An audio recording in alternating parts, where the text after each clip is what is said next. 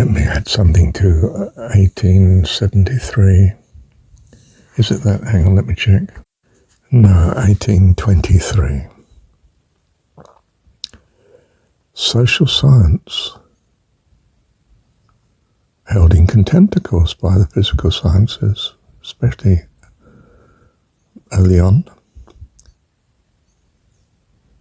It's the female side of our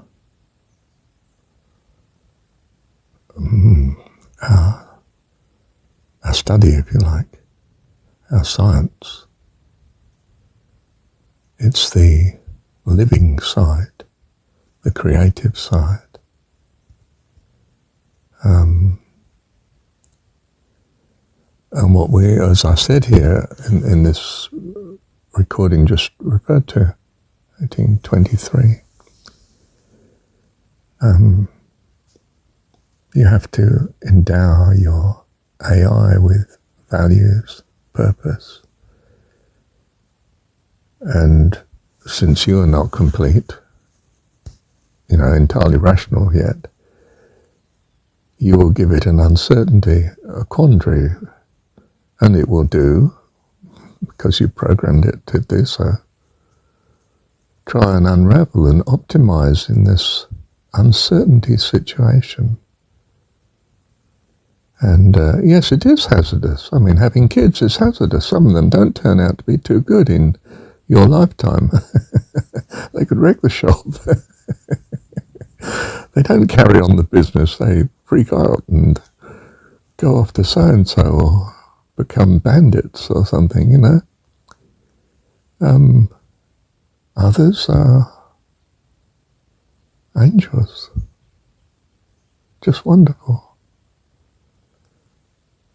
The family you always wanted. But they're all your children. And you long for them all to have fullness of life. Isn't that wonderful? Because we, as parents, are also still children of God. The more so. More and more godly as experience goes by.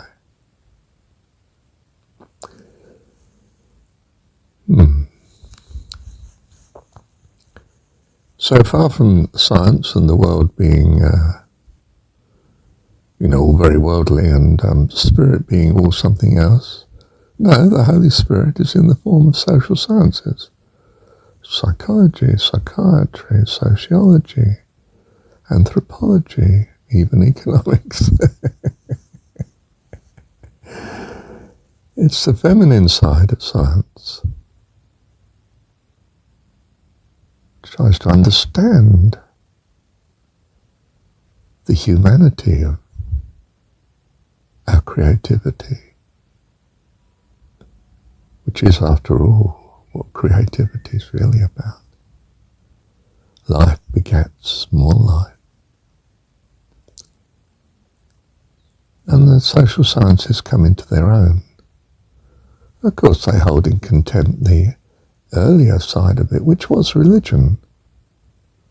It was the mother church in Christian type terms. That was the female side. The monastery, the ecclesia, the church. That tried to bring the female side of, you're dealing with humanity here with your empire, not just a resource. You're not just reorganizing and creating. There's creation for real going on, which is life. And that's, of course, where the female comes in. From the beginning. In the form of God, yes.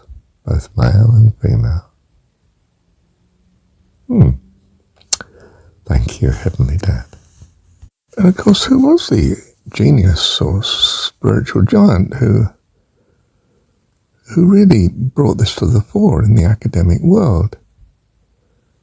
It was Rudolf Steiner. You know, his lectures of 1920, are off the planet. Yes, totally and utterly. Away with the fairies, no question of it. An educationalist, 200 years ahead of his time. Just staggering. His insights. A lot of it just presents as being loony. Literally. And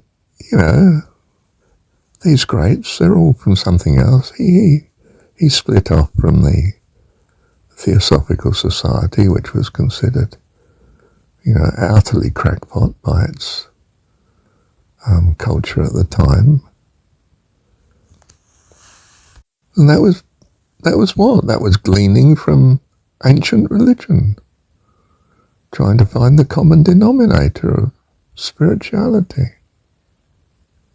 I don't mean it necessarily, crisply succeeded in doing so, but the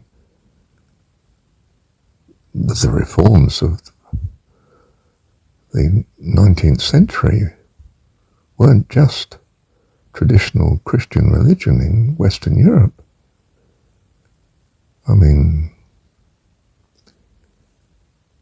That attended itself to children and slavery, but Theosophical Society, Annie Besant, incredible foundation in the suffragette movement and emancipation of women. And the society as a whole, the emancipation of the serfdom we'd put other societies in building our empires. Staggering steps forward in terms of humanity.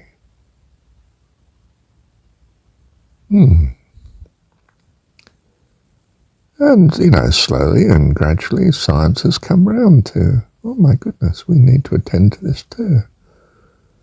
And we have all sorts of self-help, New Age stuff, and psychology and psychiatry and anthropology and economics and sociology and goodness knows what.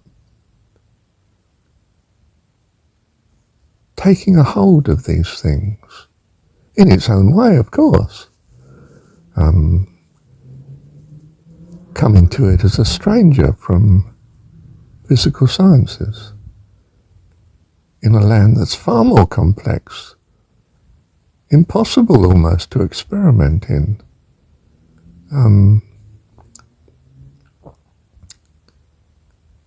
Life, as opposed to physics relationships.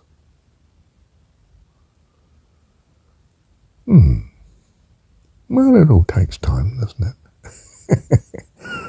But we're doing well.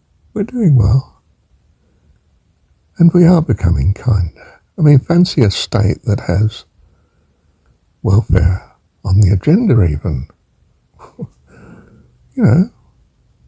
What was it, 1911? Liberal government brought in unemployment pay, sickness pay, and what was the other one? Unemployment, sickness. Oh, pensions, there's an important one. Of course, Mrs. Thatcher decided in a far more wealthier world that they couldn't afford it. Well, progress isn't smooth, is it? But there you go. Thank you, Heavenly Dad.